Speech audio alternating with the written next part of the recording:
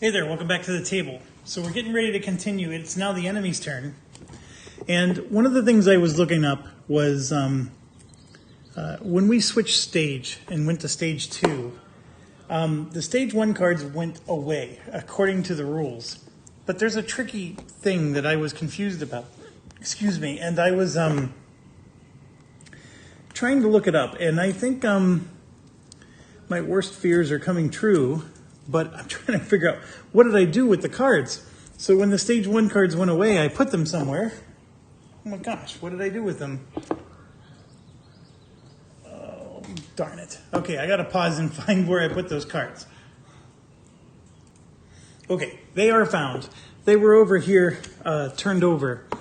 So the issue I had was one of these cards gave...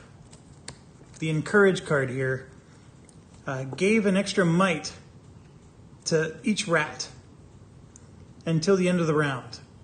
So the round hasn't ended, even though the stage changed. So the stage cards go away, and so the question was, does this card stay on the board affecting the rats? And it actually was quite a debate on Board Game Geek. People disagreed on this and how to interpret it, because the rules don't say. They say that the stage cards get removed, but I think the general consensus is that the stage cards get removed from this deck. So this is until the end of the round, and nothing's said to cancel that. So that encourage card remains in effect. So in order to resolve their turn, the broodmother goes yet again. So we're going to draw another card for her, and then this is going to happen. All the rats are going to get to do their thing, and they're going to have this bonus. So... and sure enough, this is the exact scenario that was in Board Game Geek. It's another encourage, which means now the rats are going to get 2 bonuses. One from this card and one from that card, which that really blows, to be quite honest. But she's going to poop some more rats. So let's go take care of that. And I'm running out of places to put these rats. So 1, 2, 3 more are going to get pooped out. They're going to go out the back, but there's nowhere for them to go. So we're looking really far away. Remember the northwest rule? They would go 2 spaces away. So one would go here, and then it doesn't say that they would go 3 spaces away. So unfortunately, I don't think any more come out, because since she's pushed to the back, there's nowhere for them to go. And if somebody disagrees, please let me know. Because I could theoretically start filling in the front, but that's not what it's saying to do. And I could also go wrap around this tree and like get way back in the corner and put 2 more there. Let's read the text one more time. Place 3 giant rats in the hexes closest to her rear that have no characters in them. If there's no empty hexes, place the rats 2 hexes away instead. And that's all it says. So there were no empty spots in the back, so we go 2 spaces away, and because she's in the rear, there's nowhere to go. So I just placed the 1 rat there, and then I'm done. So I think that was fortunate for us, because these rats are super powerful this round. I'm also going to move this tree. It's a worthless tree way down here. I'm going to get it out of the way, because I need to be able to put my camera down. Okay, so she actually doesn't do anything. She does move 3 to the northeast. So she's going to move, this tree is going to get destroyed. And so she's going to move 1, 2, like that, and then 3, like that. So she's way back there. These rats get pushed out of the way, like so. Remember, they get pushed north and west as she's moving through them. So I guess they would be more like this. Okay, so she basically moved further to the... Oh, she moved northeast. My apologies. So this is 1, 2, 3. She was here. And this tree was... I believe it was like that. And so I think this rat was there. So she's moving northeast. So she's going to go 1, 2 here. And then all 3 of these rats are going to get pushed. So when she goes to here, the rats are going to get pushed like that. So let's see, she was here. So she would go 1, 2, 3, like that. So they're going to get, so they're going to get pushed over behind the tree, like so. So they get pushed away, which actually helps us. The moving the big rat thing is problematic.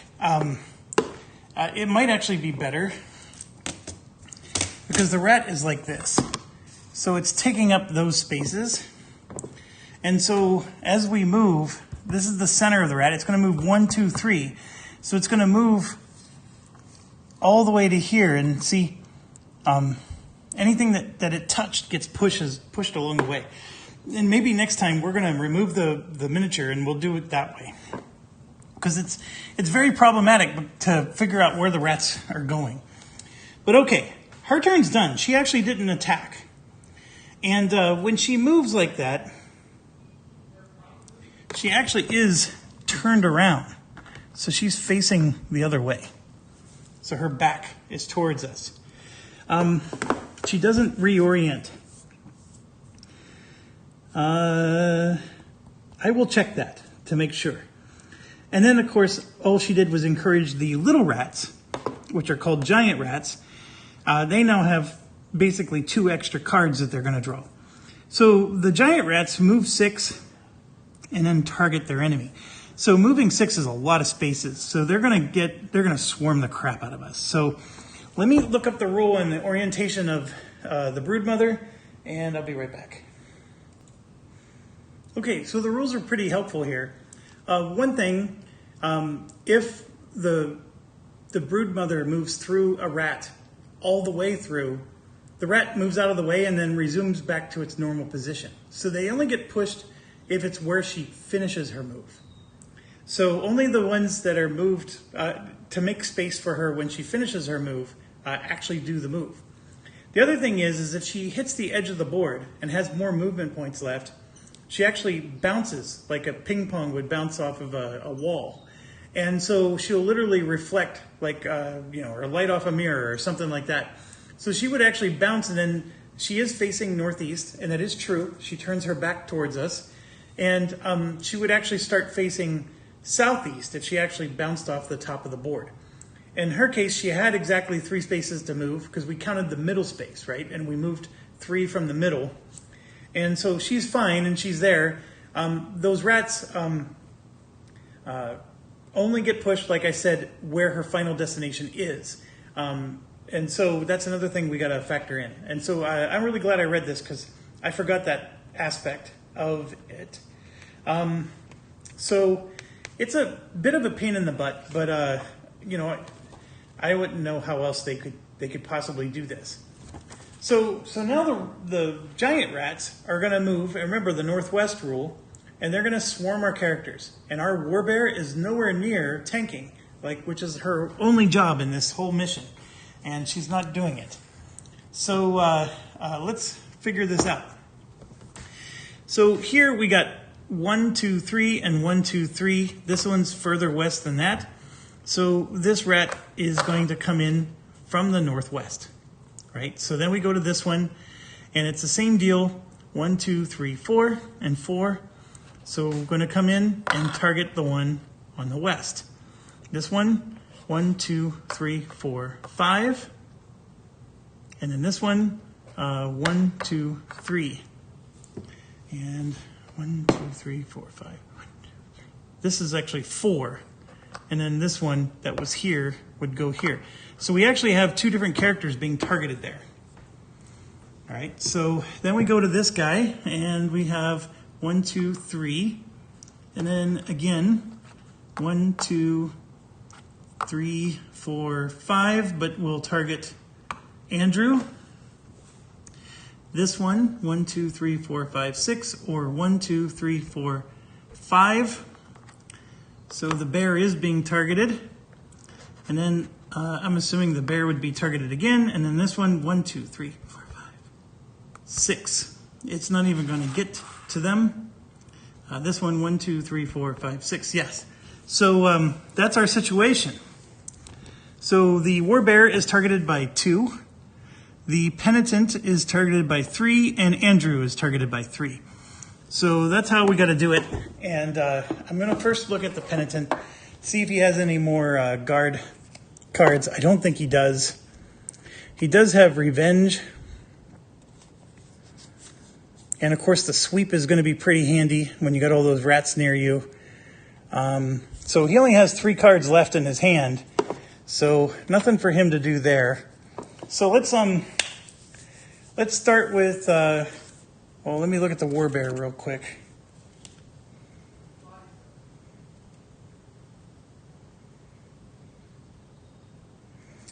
So the war bear could challenge. After a stage card is drawn or before an enemy moves, force one enemy within range 6 to focus on you rather than the current target. I'm going to actually play that with the war bear. And so I'm going to force one of these rats that focused on Andrew to instead focus on the war bear.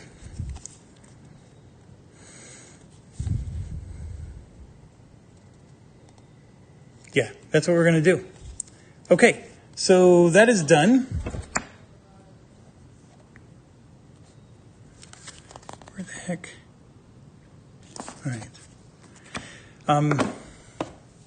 Okay, next up, let's deal with the Andrew. So Andrew's now being attacked by 2 rats.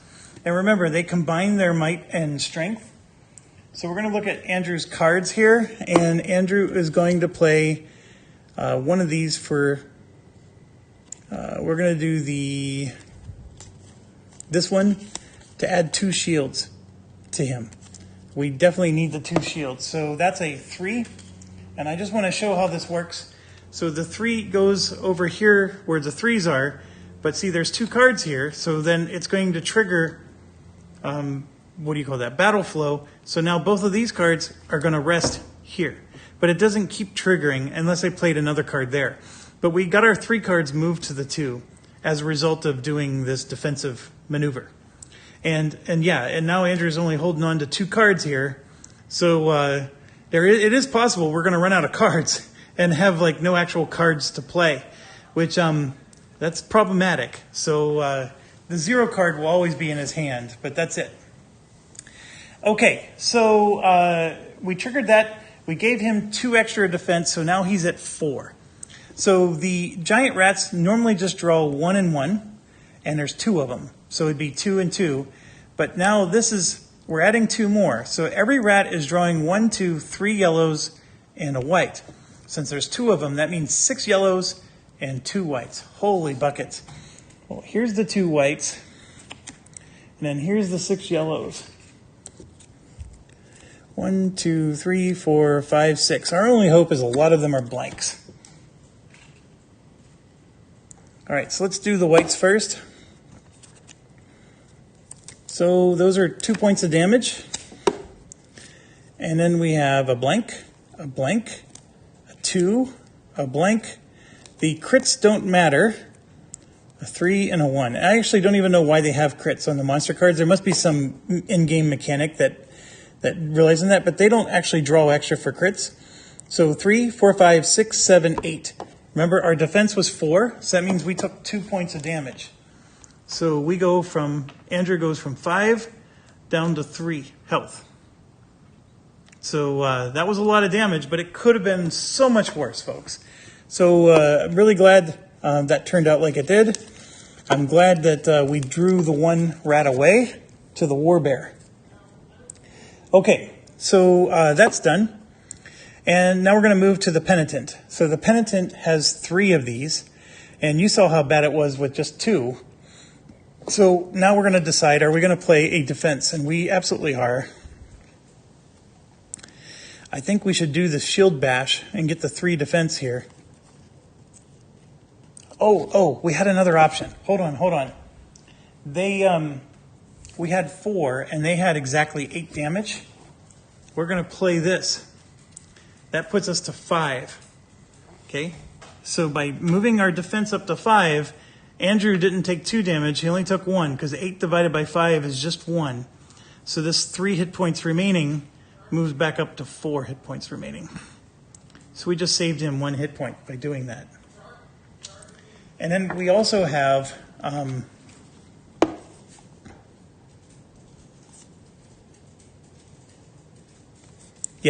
okay.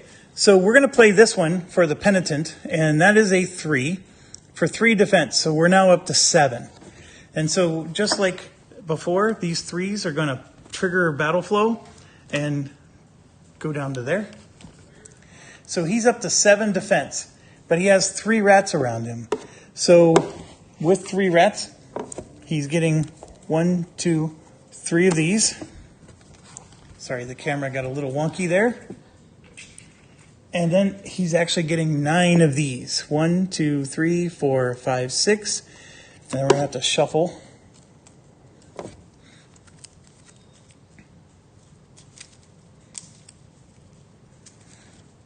So we're guaranteed to get some misses in there.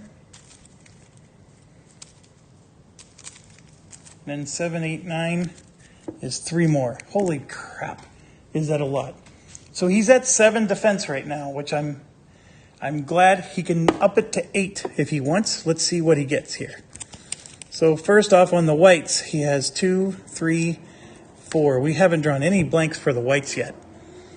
And then over here, we have blank, 3, 6, 7, 8, 9, 10, 11. Holy crap, is he getting hit hard. Nothing, nothing, nothing. So 4 blanks. That means there's only 2 blanks left for when the war bear goes. So 3, 6, 7, 8, 9, 10, 3, 6, 9, 10, 11, 12, 13, 15, 16, 17. He has 7 defense, so that would be 2 hit points lost. If he moves it up to 8 defense, that's still 2 hit points lost. So there's no point in spending his token. So he's going to lose 2 hit points. He was already at 5, so he's going to drop to 3. Now there's a couple things. For each hit point you lose, gain an Empower token. So he's going to gain 2 more Empower tokens. So that's his little strength. And then he's also going to play Revenge, which is a 1.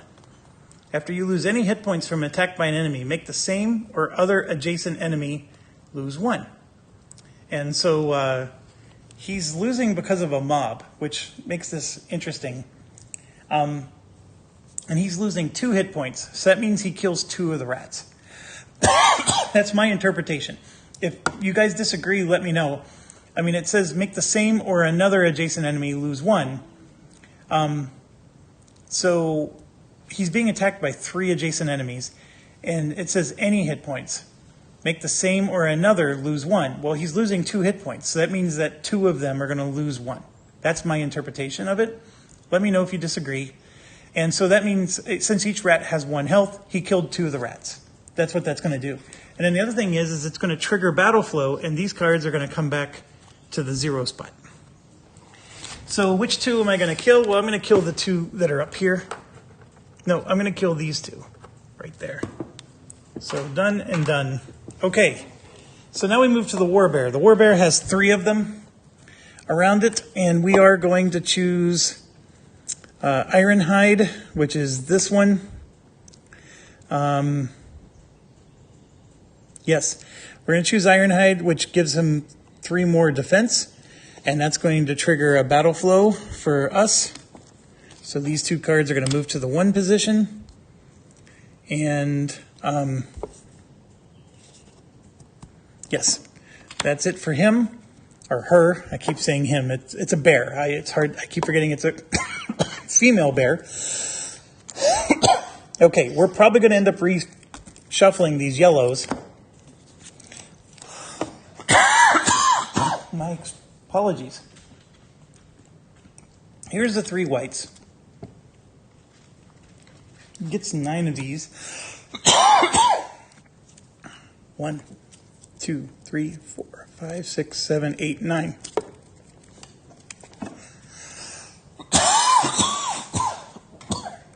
My goodness. Okay. So we know there's 2 misses in here. I think a lot of the 3s were drawn from the penitent. So the bear's defense is 3 plus 3 is 6. So here we go. Blank, 2 and 1. Blank, 1, 1, 2, 3, 3, 1, 3, blank. Ooh, okay, so 3, 6, 9, 11, 12, 13, 14, 15, 16, 17, just like the last time. So this is 17 divided by 7. So that's still 2 overall hits. And the yellow is going to get shuffled because the whole deck is empty. So that's 2 hits to the warbear, and that's going to knock the warbear down to 4 health. So I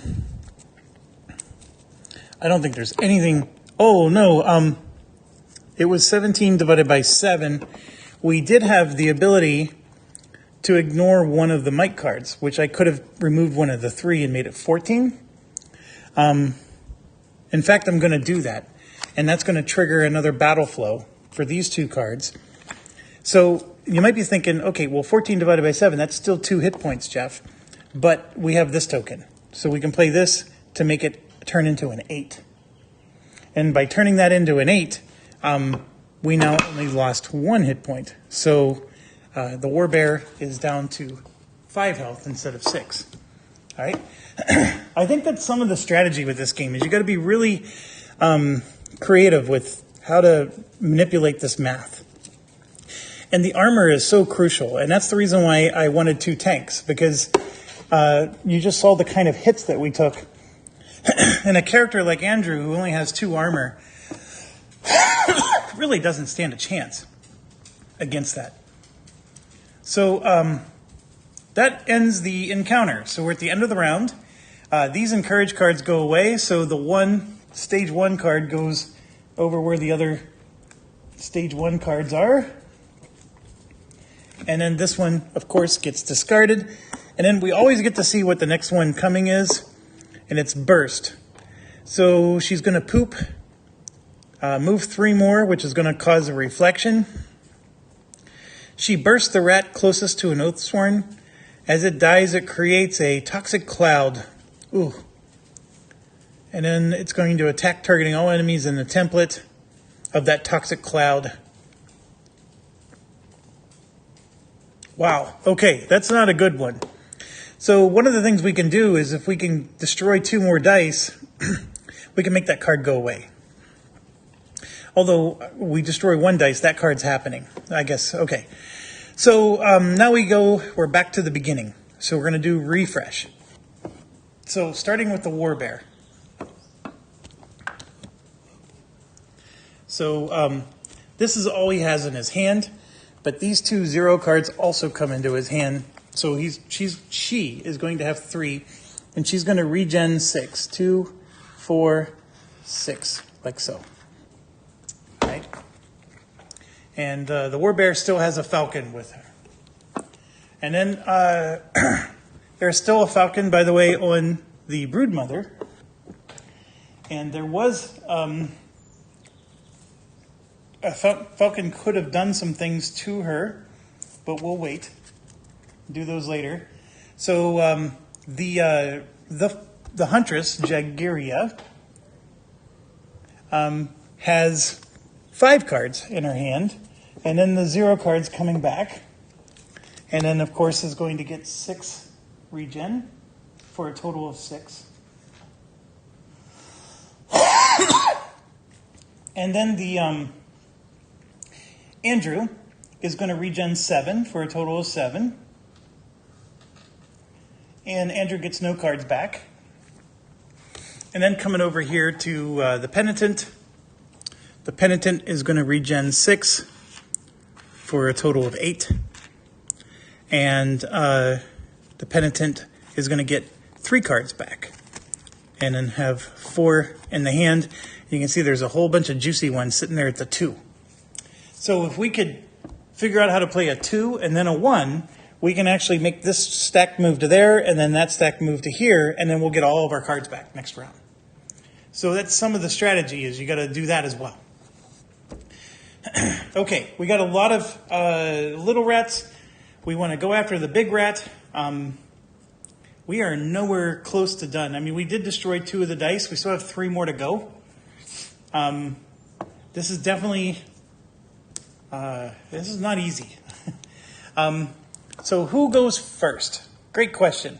We have our falconer who's sitting in the back, exactly like we wanted. The giant rat is 1,000,000 miles away, though. Many, many spaces. We'd have to spend a lot of gems just to get in range. But we do have the falcons on that rat. And we can trigger a thing that causes the falcons to attack her. So let me think about this.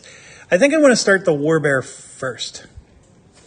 So let's do that. Let's do the warbear, because the warbear has 3 rats right in front of her.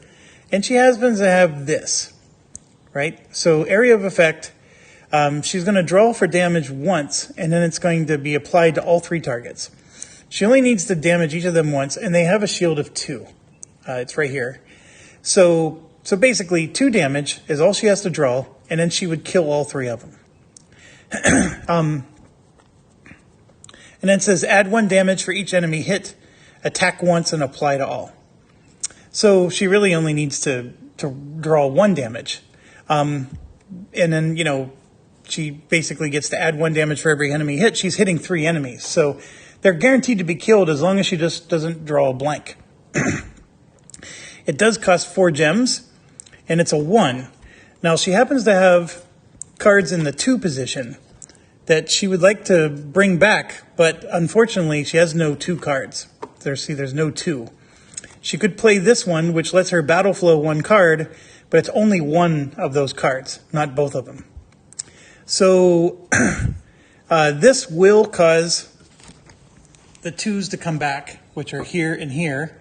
But these cards, and again, my apologies for my table, these cards need to battle flow back. They're both the 3s, but I need to play a 2 to battle flow them, and I don't have one to play right now.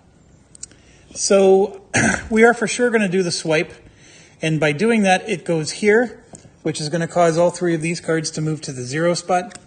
That costs 4 gems, which is going to cause 1, 2, 3, 4 to move over, and we only need to draw 1 card. And we're going to just draw a yellow. In fact, I'm going to roll a yellow. And if this is a blank, we're going to just play one of our redraws, which lets us get another one. So let's do it. So I rolled a 3, and that 3 is more than enough because we actually add 3 because we're attacking 3 targets. This is 6 damage. There's only 2 shields. Plenty of damage. All 3 of these rats are dead. So 1, 2, 3 are removed from the board.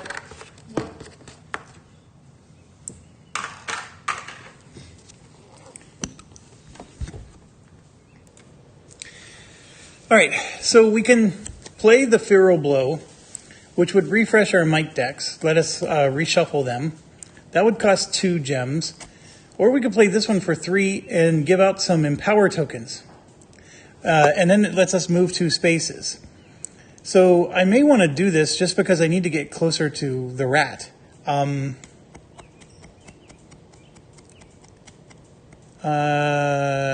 would not cause a battle flow. I also don't have 3 of these, but I do have a 2 token that I can play, which I can apply towards this, and that would allow me to also, having the 2 other characters get an Empower token could be very handy. Or I could just do it and kill the last rat, which I actually think the top one is a better use. These 0 cards are not as good as advertised. I think the 2nd edition may have nerfed them somehow. Battle flowing 1 card is not that fantastic. Although, yes, we are going to play both. So I'm going to play this 2, right, towards the Feral Roar. And that's going to move 1 gem over. And then I'm going to play the Feral Blow, which lets me battle flow 1 card. And I'm going to move the last gem and battle flow the card that I just played. So all of these are now in the 0. But here's what's going to happen is by doing that, I just played a 0 here. All these cards just came back up into her hand because this 0 triggered battle flow on this. So now all these are back in her hand. And so the reason I like this is I got those 3 defense markers and I also have some reaction. Well, actually, none of the reaction ones are in my hand, but the point, though, is, and I can also do this one here, which is the toss, which will let me throw a giant rat, and if I hit somebody, it's like being knocked back, so I can do a damage to the bigger rat or whatever. Anyways, this token is used up, so that's one thing. All the gems are gone, which is fine, and I'm going to empower 2 people, so 1, 2, and I'm going to empower this guy and Andrew. And then I'm going to get to move 2 spaces. So I'm going to move 1, 2, straight up like so. All right. The key thing there was getting the cards back. So the War Bear has some defense to play again. Okay, the Penitent is down to 3 health. Whole bunch of stuff on the 2, and then of course we also have all these rats to deal with. We've been holding on to this area of effect card, which is a 2. So it's a sweep. It costs 4. It's going to kill 3.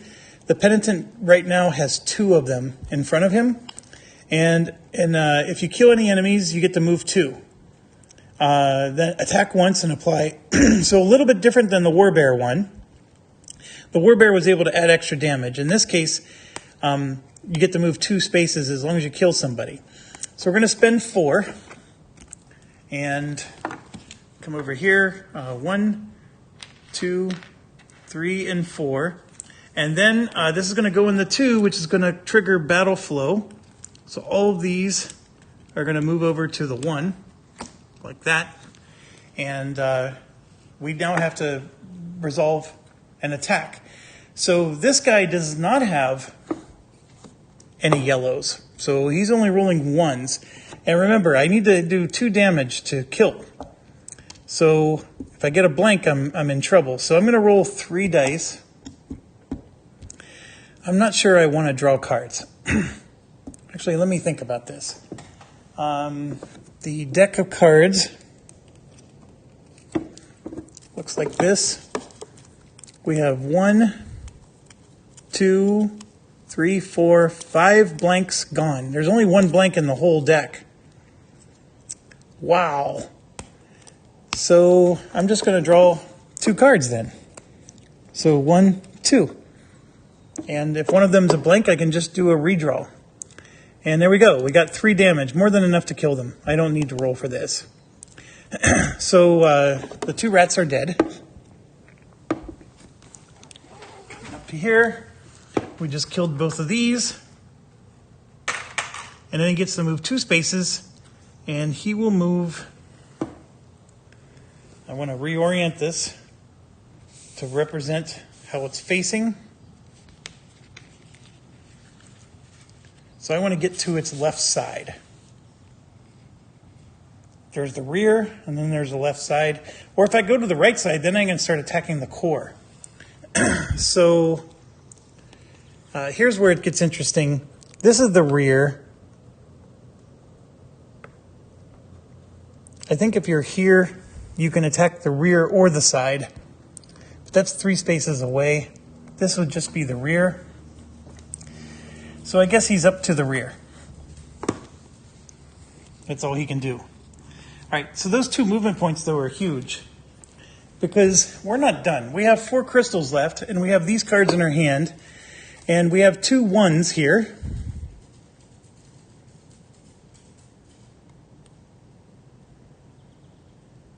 I thought I played this.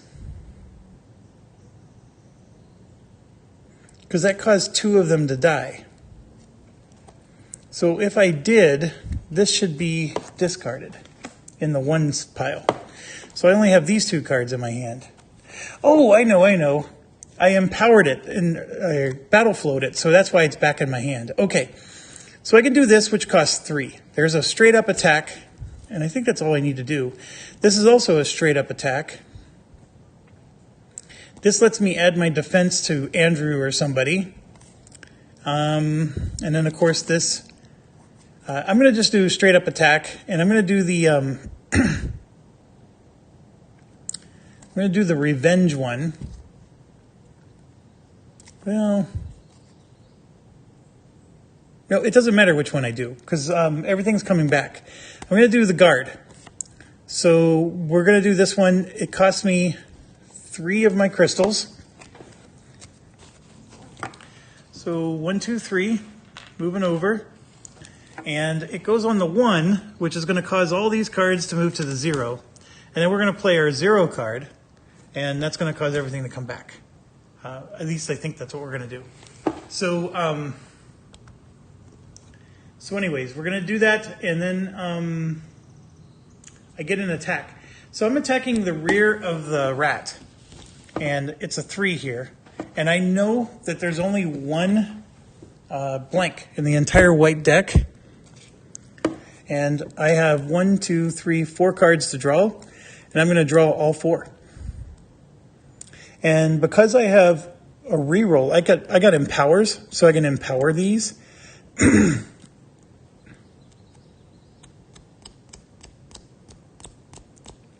I definitely, in order to do this, I need to do 3 times 2. I need to do 6 damage to this guy. And I have 4 empower tokens. So we're going to play 1 of the empower tokens. And I'm going to just take, I'm still drawing these 4, but I'm going to take like a 5th white, and I'm going to empower it 3 times to yellow, red, and then black. So we're going to draw a black along with it. So let's do it. All right, here we go. Here's our blank. And there's a 2, 4, 5. I just need 1 more damage. And there's a 5, and that's a crit. And there's 5, that's crit again. So that's 10, 15, 19, 21, 23, 25, 24. Divided by 2. I just did 12 damage to this guy. Well, I have to attack the rear, and there was only 3. It would have been really nice if I could have attacked these other ones. Actually, let me look real quick to see if I can get the middle one, because 23 means I can take the 6er out. And let me see if there's any way possible I can pull that off. Okay, so unfortunately, I have to hit the rear. If I would have been able to maneuver myself to move 1 more space over and attack the flank, I could have hit the middle. And in fact, I can. Because see this little crystal here? I can move that crystal 1 more, and then what I would have done is, so what it's saying is the rear is, you know, basically, so he's like on those spaces.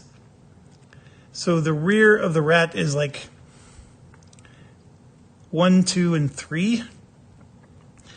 And so if I was moved like a little bit over here, then these 3 hit the side. So to do that, I needed to spend 1 crystal to move. It means I'm not playing my 0 card. So all these cards at the 0 aren't in my hand, and I'm okay with that because I want to destroy the 6. Now, one thing that you could say is Cheaty McCheaterson is I didn't know the outcome of my battle when I decided to go attack the flank instead of the rear. And that's okay because I have a bazillion empower cards or tokens, and I knew I couldn't miss unless this was a blank. So I'm comfortable with that. This was one of those attacks where I knew I wasn't going to miss. Now the white deck is empty, so our advantage is now over. And then also this guy is going to start doing a World of Hurt because that card is triggering for stage 2. So we did take out the core, which is good. And he's down to 2 dice. So we almost got her. See, I say he with the brood mother as well. It's got mother in the name, and I'm still saying he. So Sorry, Wombat Girl. Didn't mean to. All right, so we got to do the burst. She's going to poop. Since she's facing the other way, the poop is going to go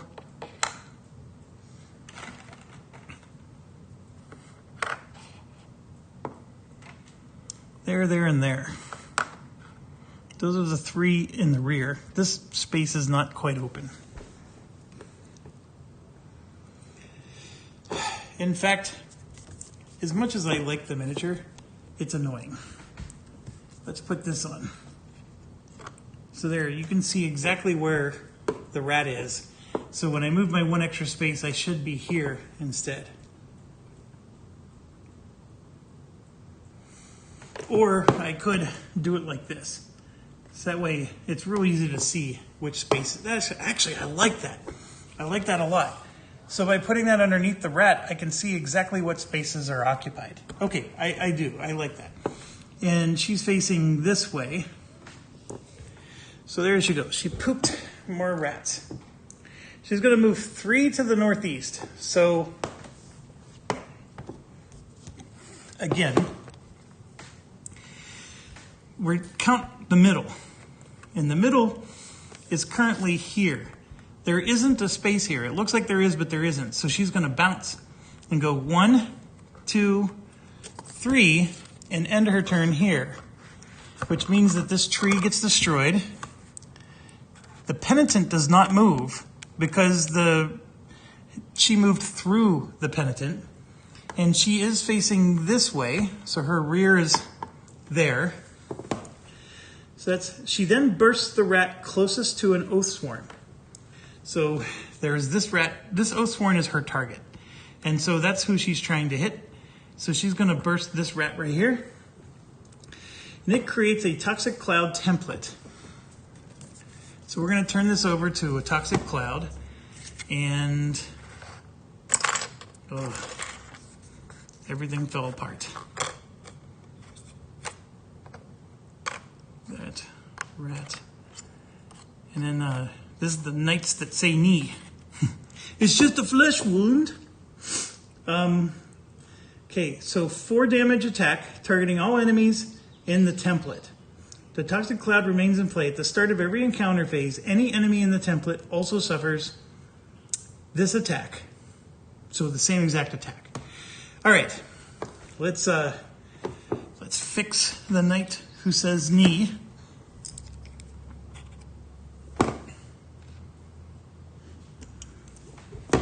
I will pause and spare you the... Okay, so the penitent's going to suffer an attack. It does have the teeth, which we already broke. So that means this is still missing. This token is gone. The penitent has 4 shields. And this burst is going to remain for as long as that toxic cloud is there. And I think it stays there forever. Yeah, it remains in play. So that's horrible.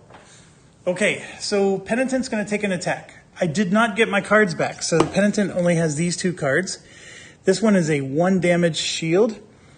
But it says after you lose from an attack by an adjacent enemy, this attack is technically from the mother rat. I'm going to save this because if I lose any health, I want the mother rat to lose health as well. It's only going to be 1, but I'm going to make her do it. So we're at 4 shields, and she's going to draw a red and 3 yellows. So here's the red, and then the yellow is a fresh deck. Here's the 3 yellows. So the red is a blank. Excellent. And then there's a blank, and then there's 5 damage. So we have 4 shields, so we are going to take 1 damage.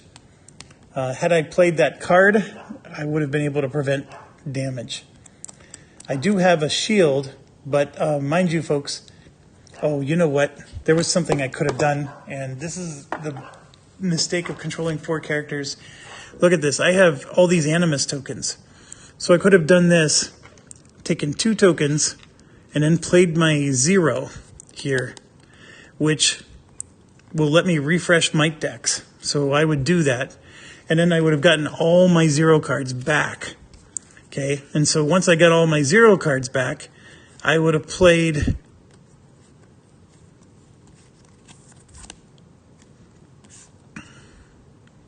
I could have played any of these.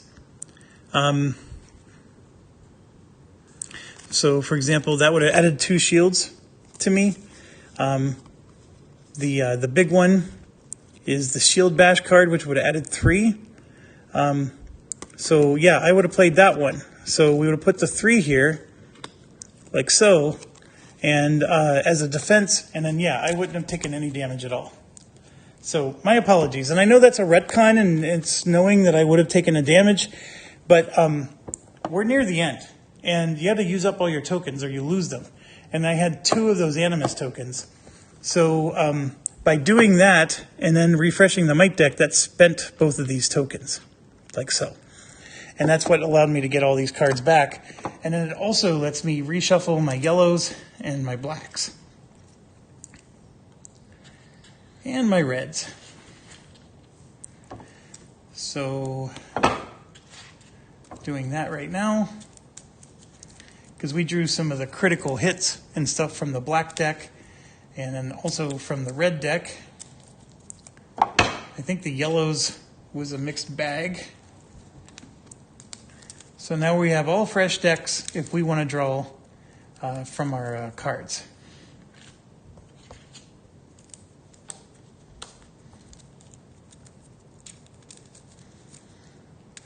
Sorry, just shuffling. I know it takes a little while. All right, so the enemy did no damage to me, but we do got to get off that toxic tile. And then these cards, of course, get discarded. And this burst goes away, and oh, actually it stays. And then this here is going to be another poop. Move 3 to the northwest, and she's going to create another toxic. It's another burst. It's an identical card. That's what's coming next. Okay, so that was the Penitent's turn, which is not technically over, because that attack was because we bust a die. So the Penitent is behind the Broodmother. It'd be nice to get off that tile, or otherwise the Penitent's going to get attacked again. I believe there is a space behind the Broodmother that he can move to that would get him off the template there. Oh, and then when that rat bursts, that rat dies. So there's a space right here. There's like 2 spaces back here where you can get behind the rat and do some damage. There we go. Or I can move 2 spaces up here and then, be at the flank. And so with the direction that that guy is facing, it's the flank that's already destroyed. So then he could hit either of those. So I think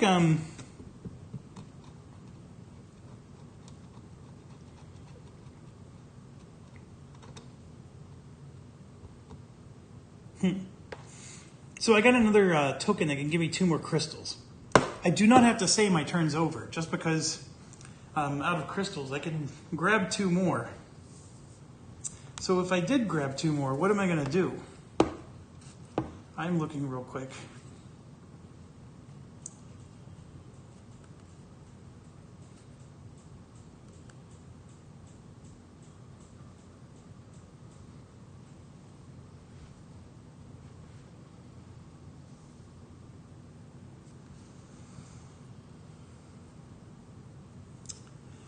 I know. I would have played this instead of the other. I thought this was a healing card, so that's why I was going to keep it. And it is a healing card, but for every healing I do, I reduce my health by 1. So my health is down to 3. So I would have played that for the 3 defense and then kept the shield bash. Because I'm thinking of doing that, although that's 3 crystals. I don't have 3 crystals.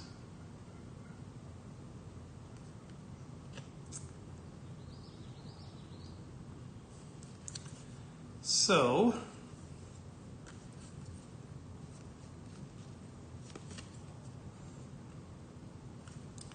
I don't have any attacks that only cost 2 crystals.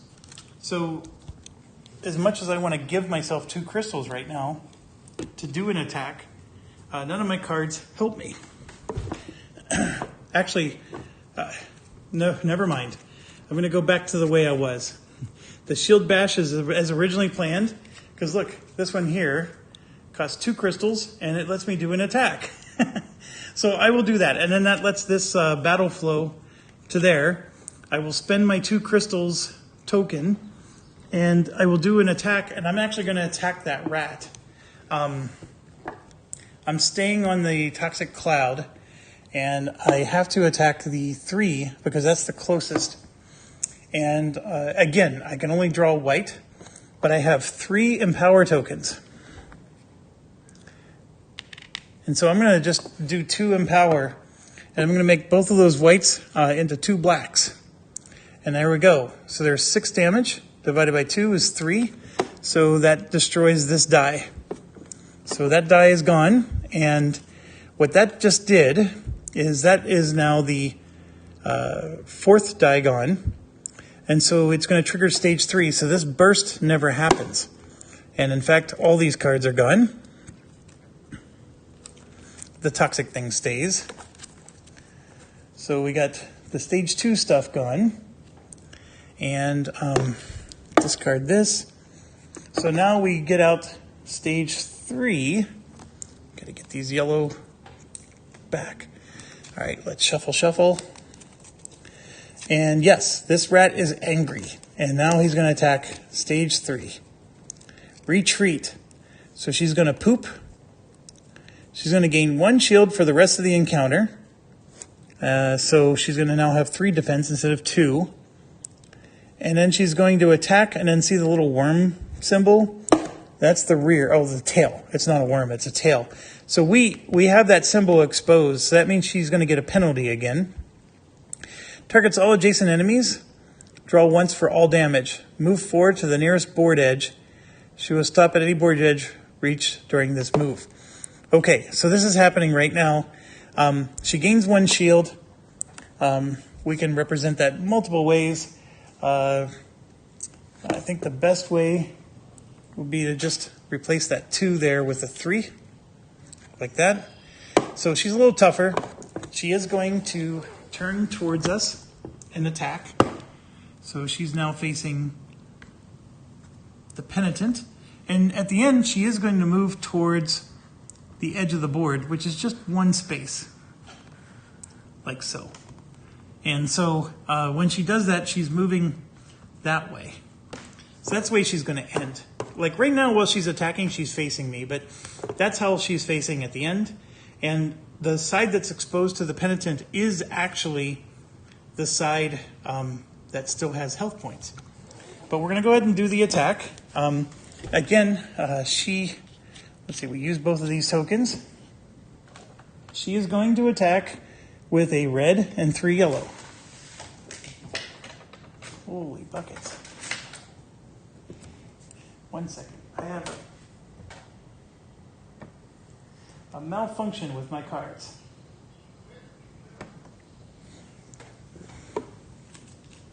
So all this is still the penitent's turn. So here we go. 1, blank, blank. Perfect. Oh, I should play a defense. And I would have. I'm going to do the... I would do the taunt, give myself 2, so that means I have a 6. And it also allows me to battle flow this to the 1, like so. All right, so we are at 6 defense. This is looking good. We have 2 blanks and a 1, and another blank. So I didn't even need to play a card, but I wouldn't have known that. And so no damage done. However, the toxicity is going to cause me to suffer this attack at the start of every encounter phase. So I'm going to be attacked at least 1 more time unless we kill this rat now. Okay, we have Miss Falconer, and we also have Andrew. So Andrew has this card that we've been holding on to. backstab. If attacking from the target's rear, the attack is empowered times 5. If I break a location, hold on. Sorry, neighbors, I had my windows open and neighbors started mowing their lawn. Okay, so the card was the backstab. So we get to empower times 5. And if we break a location, we get the battle flow card twice. But if I break a location, the rat is dead. And by the way, you do not have to clear up the minions. You just have to kill the broodmother. So don't ever let yourself get too distracted there. Also, we can move through the toxicity. This thing only triggers at the beginning of the encounter of their phase, the encounter phase, which is when they get to attack us. So as long as you don't end your turn there, you can still walk through it. So the biggest issue for Andrew is he is 1, 2, 3, 4, 5 spaces away from being at the rear, 5 or 6. And this is where that insta teleport thing would have really come in handy, but we already used it. Now we can spend crystals to move, and we have this 2 crystal doohickey, and I'm going to go ahead and spend that now to take these last 2 and move them over. So we could spend 1, 2, 3, 4, 5, 6 of them, and that would leave 3 crystals left, and the backstab is exactly 3 crystals. Holy schmacks, it's almost like I planned this. I did not plan it, by the way, but I'll take credit. And so all the crystals are going to move over, and we're going to just do one elaborate move and then attack. And then when we do the attack, we have 2 tokens that are going to be able to support us here. And we didn't even use our falconer. But we got that one and that one. This is the empower, so I get to empower 5, and this is 3 more. And then this here is I get to just redraw a card.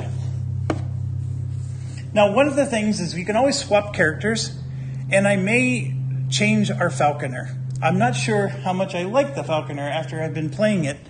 But let's assume, I know I'm sidetracking here, but what if I would have done something with the falconer? So target a character within range 5, send a falcon there. That would have done knockback. This would have done damage over time.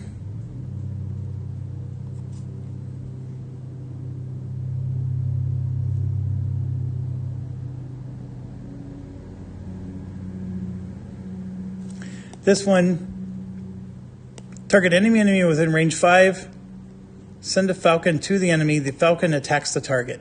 That rat is nowhere near range 5. That's the problem with this one. Move 1, nope, send 2 falcons.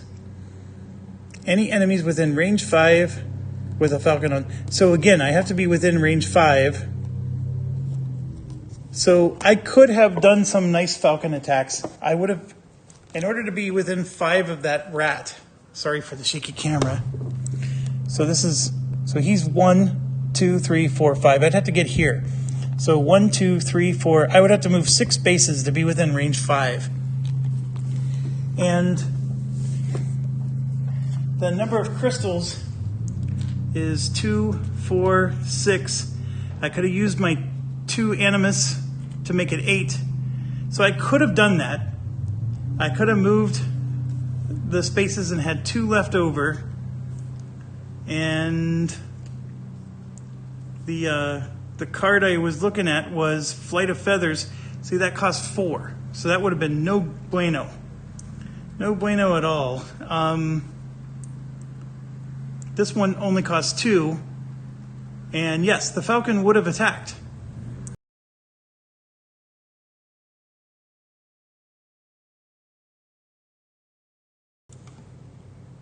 Okay, I'm back.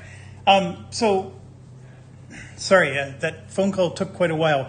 I think what I was doing is I was trying to see if the huntress, the Jagiria, was worth the squeeze.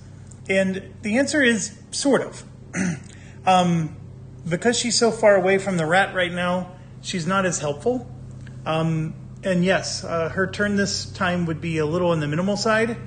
Andrew's healing thing never made it back to his hand, so he was never able to actually heal himself a hit point. However, we're going to do the Andrew thing, and we're going to kill this guy. Murder, death, kill.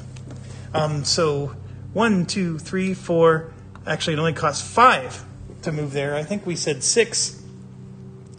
So they were all over here. So we do 1, 2, 3, 4, 5. And then there's 4 left. And the backstab costs 3. So we actually have 1 left over. I don't think that's going to make a lick of a difference. But we're going to do the backstab, which is an empower times 5. There's only 1 die left, but we need to do 6 times 3, 18 damage. And like I said, we have these tokens also. There's only 1 more empower there. So here's the big question. Do I draw 5 whites? Or since it's empowered times 5, I draw 5 yellows instead of 5 whites. I think I want to go after the black cards. We do know that 2 of the 3s are already gone, which is not good. But so empower times 5, this is 3, and that's 6. So we have 5 plus 3, we have 8. So there's 6.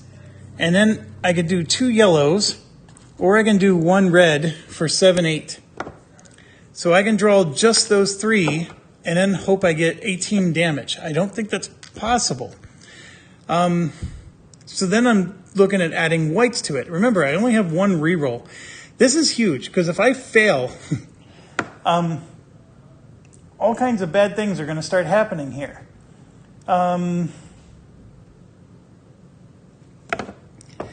So this card could say a 5 with a crit on it. Let's look at this. There's 4s. There's 5 with a crit. There's also blanks. There's 2 of them still. So yeah, there's 6 sides to this die. 2 of the 3s are already gone, right? So these 2 are gone. So we have 4s, we have 5s, and we have lots of blanks. So if this was a 5, that'd be 5, 10, and of course if it's a crit, we get to draw more. If it was a 4, that'd be 4, 8, and then the red looks like it also has 2, 3, or 4 on it. That's not enough to get to 18. Man, I wish I had some more redraws. I don't.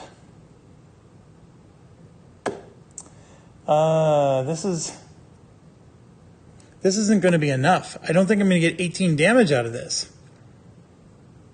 So I think I have to add some white cards, but if I add white cards, I'm adding the potential for more misses. I mean, 2 misses in here is very unlikely. Okay, I'm going to add 2 white cards. Ooh, this is a tough choice. All right, now remember, with determination, we get everything back, but the part that hurts us is this rat's going to get 1 more attack on us. And what is that attack going to be? We get to see it. It's an acid spit, which, that's no good. So I'm going to create another toxic cloud. All right, and we still have the Huntress left. It's just the Huntress is problematic. Okay, let's do it.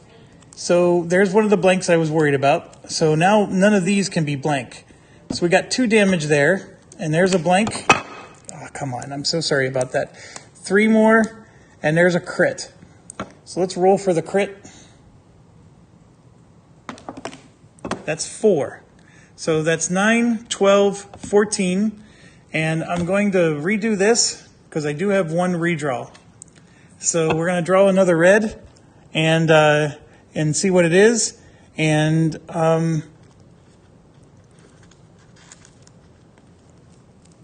it is a 3. So that's 9, 12, 15. I am 1 away. Is that really? Oh my gosh. Oh, sorry about that. My arm is sticking to the table again. Apologies. So let me recount. 9, 12, 15, 17. Divided by 3 is 5 damage. And so this thing is left with 1 hit point. I needed to get to 18. I needed 1 more, folks.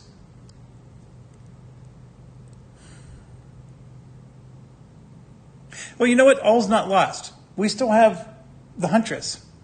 So that's fine. I'll take it then. So the redraw worked. The red being a blank. There's a lot of blanks in these decks. I'm not sure how much I like that. The redraw token is your only recourse against those blanks. So I think we need a lot more redraw tokens. Is there a way to get that with the party? So we can get, so for example, we got a defense token. There we go, redraw. I want this times 3. Every battle. Because that is, I think, the most critical thing is you do these big attacks and then they fall short like this. But okay, so Andrew has 1 crystal left, but he can't do anything with it. So he's done. So, but we still have Jagaria. So now the thing is you had to be within 5. And I think we said that in order to pull that off, Jagaria, so that's 1, 2, 3, 4, 5. Jagaria has to move 1, 2, 3, 4, 5 just to get within 5, right? So that would be 5 crystals. And Jagaria has only 6 crystals total. And then she would need to attack. And I think we said that there was a card, swoop, target enemy within 5. The Falcon attacks the target. The Falcon's already on the target. And so the Falcon will draw 4 cards. The attack cannot miss, but may critical. So we could do that. Now I know that costs 2, but we have a 2 Animus token. So we'd be able to pull it off and then have 1 crystal left over. The other thing we can do is we can just do a straight up attack with a bow. We don't have to move, but we have to spend a crystal for every 2 range beyond 4. And there's no limit. But I think I'm going to do this one. I'm going to do the move and the swoop. Because the swoop, like I said, the Falcon has your might. Only draws 4 cards. 4 cards is plenty. We just need to do 3 damage to overcome his shields. Because we only need to do 1 pip damage to him. The attack cannot miss, so we don't have to worry about that. And we have an Empower token. We have a Redraw token. And like I said, we had to use this, so I'm going to go ahead and spend that right now. And we still have a shield token too, but we're going to do this. Now, the bow has an automatic yellow card, so we're going to do that. And then we're going to draw a white card that I'm going to upgrade to a black. And I'm only going to draw these 2 cards because I only need 3 damage, so let's do it. So I got a blank and a 1. So I'm going to have to do the redraw to draw another black. And holy crap, did I get lucky. So, I mean, I knew there was blanks, right? You always have to worry about the blanks, but yeah, the redraw saved the day. So there's the 4 damage. We do the final damage, and it just dies. There's no more anything. So it dies, and all the minions die, or run away, or whatever you want to thematically think happened. So all the minions are gone. So this is 1 chapter, and I paid all this money for this miniature that's going to be never used again. So I don't know what to think about that. That's it's very wasteful. But anyways, it is what it is, and we won, folks. So let me go.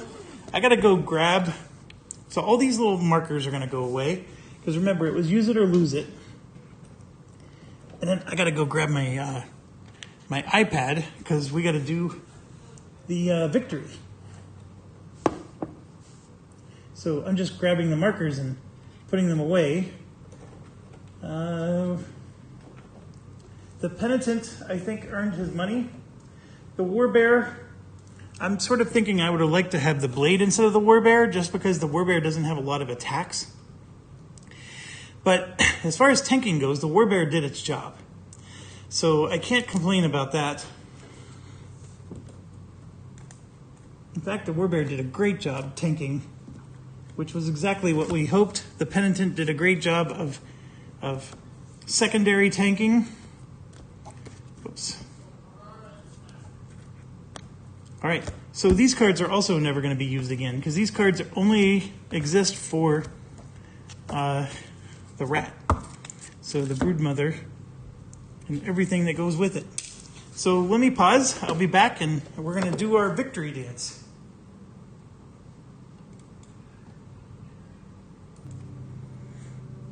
Okay, I am back. As you can see, I got my app up. Just a quick review real quick. Man, oh man, this was so much more fun than Skies Above Britain. And I'm only comparing the two because I just recorded Skies Above Britain earlier this week. And I had all these intentions of doing a full campaign of it, and I just was so miserable. I'm having so much more fun playing this. I know that most YouTubers end here. I'm letting you know that's not the case for me. I'm plowing through, and we're going to spoil the snot out of this.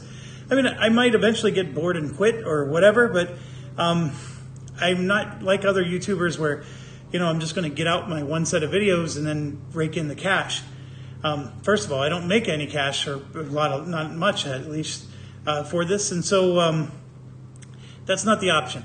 This is the Jeff channel. If I'm playing the game, you guys are going to get to see it. If I'm not playing the game, that's why you're not seeing anything. So anyways, I really enjoy it. I think it's overproduced. I think the miniature was excessive. You saw that I was having problems with seeing how the miniature sat on the board. But using those tiles really assisted me in that, and made it a lot better. That battle was challenging. I don't think it was like impossible. I don't think that I won just because of luck. I think I had to execute some really good strategies and synergies between my characters in order to pull that off. And, you know, there was a little bit of luck with the card draws and things like that. But my strategy from the start was high defense. Keep the defense high so that way the hits don't hit hard. And then, of course, pound the thing with as many attacks as we can possibly muster. So the Huntress is the only one. Jury is still out on whether I like her. The Warbear, I think if I played again, I would choose the Blade, just because I think a little bit more on the attack side would be nice. But the Warbear most certainly does her job. Wombat Girl's doing her job at being a tank. It's like, I think it's the best tank in the game, to be quite honest.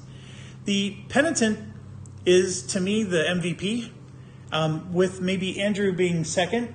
Although I think Andrew's squishy and is going to be a problem from time to time. The fact that you have a cloth user that's getting up close and personal and attacking hand to hand, I think is a problem. And part of me thinks that I would rather have a witch. Even though I chose not to do a witch for all these reasons, I'm leaning towards the witch again. So, you know, will I change Andrew to a witch? I don't know. I think Andrew at least has really good skills. We used him well. He did do a lot of damage. And like I said, the Huntress is the only one I'm not sure of. But I started the game like boosting the other players. And then as you saw, I was having issues with getting the Falcons moved to the enemy. And we did have cards that did damage the enemy. And the Huntress actually did finally do the final kill. So I'm not saying that she was useless. I'm just wondering if, you know, she was really the best option. I can totally understand why somebody would take the Barbarian or the Cur instead. I was obsessed with I want a bow, I want a bow, I want a bow. And I think in this situation, yeah,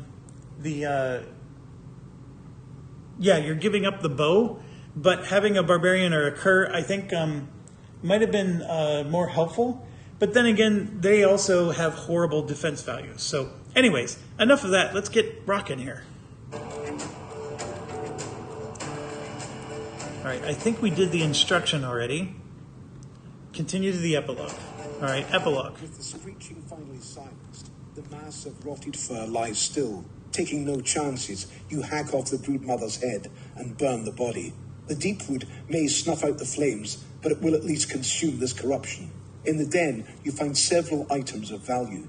When you arrive back at Bastone, you are met by a squad of guards. "A Lord Davenish heard of your foray into the deepwood. Have you found the beast?" says the sergeant. You raise the severed head of the broodmother to the guard's face. The men recoil. Well done.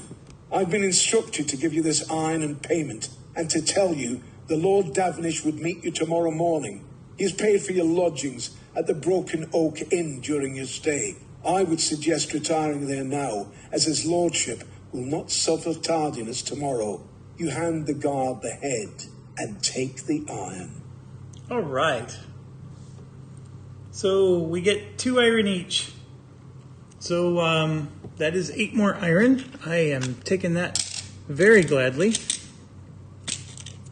And then tally level, loot, and losses. Now this does not match the encounter book. And that upsets me a little bit. Let me look. So the encounter book, here's the epilogue. You gain the 8 iron. If you efficient a counter with 9 or more total hit points on all Oathsworn, mark the extra item box for Chapter 1 on your free company sheet, and then tally level, loot, and losses. So we needed 9 or more total hit points. There's 5 alone on the Warbear, 3 more for 8, 4 more for 12, and then 4 more for 16. So we had a lot of health points left. And I know that the app didn't tell me to do it, but I'm taking my loot because that was the whole point of this.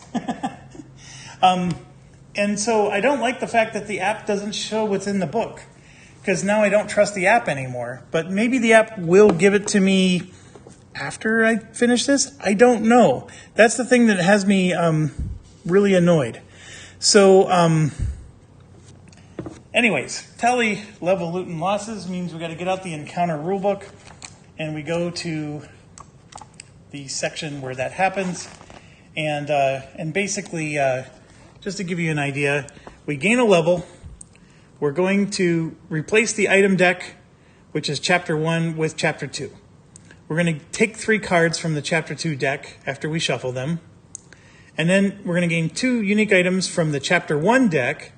I'm taking 3. And then, of course, those get put away, and the Chapter 2 unique items get put in to replace them. And right there, that's step number 4. Replace the current unique item deck. Then for our losses, we had no unconscious, so we could skip 1. We can skip 2. We don't get any injuries. And then number 3, we each have to lose 1 item. But see, we get to see the new items that we get before we decide what items we're going to lose. Okay? And we may have to go to the store and all that stuff to replace some of these items. I don't know. So I got to pause, because getting these new cards and all that stuff is a lot of steps, and I got to sleeve and do some stuff like that. So I will be back. Okay, welcome back.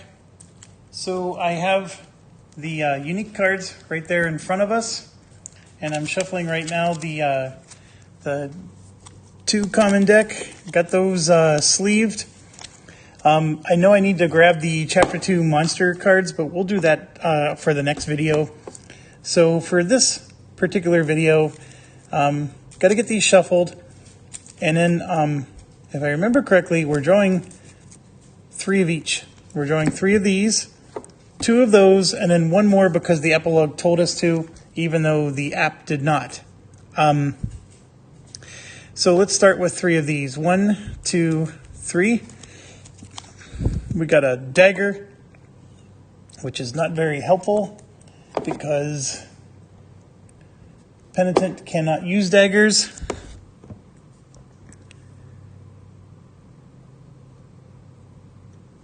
Well, it shows who can use daggers. The witch.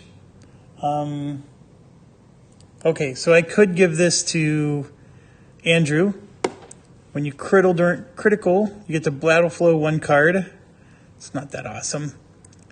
And then that's actually the blade. The peasant flail. Okay, this would be an upgrade for the cudgel for the penitent. But I like this one. And you can see that the penitent is the scroll. So he could for sure use this. It's a one-handed flail. I like that. So I will give that to the penitent. This one, I guess we're giving to Andrew. Andrew's wearing a staff. So it's not like the staff did him any good either.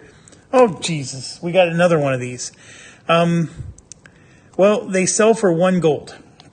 Or 1 iron. So another one of these was useless. But who else can use it? Nobody, actually. So it's not even usable. So this goes into our backpack, along with the long sword that we currently have there. A 2-handed long sword. So we got no armor, no nothing. So now we got to rely on our unique items and hope we get something from there. So let's draw 1. Rat fur tunic. It is cloth, so only Andrew can use this. After damage is drawn, reduce that damage by 2, and then, of course, there's a cooldown. This is no better than what he already has, except what he has just doesn't have that ability at the bottom. However, I can give this to Andrew, because remember, everybody has to destroy an item, so he can destroy that item there. Yeah, all right, fine. We're giving that to Andrew. We also gave him the dagger, so I don't know what we're going to do about. He has 2 items so far. Here's the next one. The spine, a 2-handed staff. So it's red. That's better than the dagger. During an attack, redraw a white blank. I like that. So Andrew's just getting all the items. And Mother's Revenge. Okay, this is a 1-handed flail, so Penitent benefits from this. The Warbear could do it. The Warbear is currently using a 1-handed weapon. So we now have an overload. Penitent got 2 items. Andrew got 3, and everybody else got jack nothing. So, okay, so that's it. I am looking at these because I want to see what I missed. Another dagger, so I'm glad I didn't get that one. Ooh, Rawhide. Okay, so I don't think this is better on the defense, but it would be better than the leather we currently have. So I'm glad we didn't get this one just because we already got the 2 shivs. I actually wish we would have gotten better draw from this because I guarantee you there's more than just shivs in here. Yeah, look, like that halberd would have been awesome. That would have been fantastic. Like a lot of these, I'm like, man, yeah, I would like that one. I'd like that one. We just got a bad draw. These are leaving the game because these are only in for end of chapter 1. Now we're moving to chapter 2. So we're not going to be gaining these anymore. So these are now gone. So I'm just going to set those aside. These are now going to be in the market. So if we want to buy stuff, this is now what's available to us. And so I'm just going to set this over here. And when you go to the market, you get to look at the whole deck and just buy whatever you want. The cost is here. It's 2. So it's the chapter. And so it's going to be more expensive to get these, but I think we're going to absolutely have to because right now the bear has to lose something. So are we going to lose the pig iron coat or are we going to lose the felling axe? And I think we have a right to at least see what's in this deck. This, I think, is a huge upgrade to the felling axe. It has a range 2 to the attack. I like it. It's a red instead of a yellow. The only thing that this has that's nice is the 2 additional cards when you crit. So if you crit, it is you can draw 2 cards and you pick which one you want to keep, which is fantastic. So you can make sure you do a lot of damage if you actually crit. This halberd is really nice just because of the red. And then the other thing I'm looking for is if there's some pig iron upgrade. Right here, pig iron mesh. There's one. There's only one of them. So it's not like we can buy 2, right? But if I chose to get rid of the pig iron coat and replace it with the pig iron mesh, this just lets me battle flow a card, but it's the same defense. So I'm actually tempted to get the halberd. So I'm going to destroy the felling X, axe. So this is a common item 1 that's going to also leave the game, because now all the common item 2s are going to be in the game. So he's done. Next, we already know we got 2 weapon upgrades for the penitent, so the cudgel for sure is going to go. We'll go ahead and keep the shield. And then we go to Andrew, who has more items than he can even know what to do with. And remember, you have to discard something you equipped. So you can't just discard the long sword that's sitting in the backpack, for example. So for Andrew, we're going to discard the gnarled branch because that new staff we got looks pretty sweet. I think that's the best item we got. And then now we go to Jagiria, and the bow is critical, although she does have a longsword she could fall back on. And then, yeah, we could have gotten this, but we didn't. I think there is a leather upgrade in this deck, so we could. So let's look.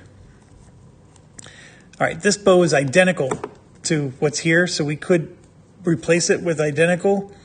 But here's a leather. It's the upgrade is down here. We gain a redraw. That's actually really nice. I would like to buy that. So maybe we're going to discard the leather.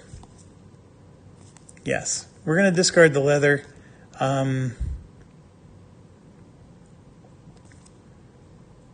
Yeah. So the tattered rawhide wrappings, we're going to go ahead and get rid of that for Jagiria, and we'll keep the bow. All right, that's everything. So we're at the end of chapter 1, and yeah, let's go ahead and do that. So now I'm just going to click on chapter 2, and that'll take us right into the story mode. So that's the end of the video. In between videos, what I'm going to be doing is I'm going to be getting out the stuff for chapter 2, including the monster stuff here. I'm going to be putting these cards away.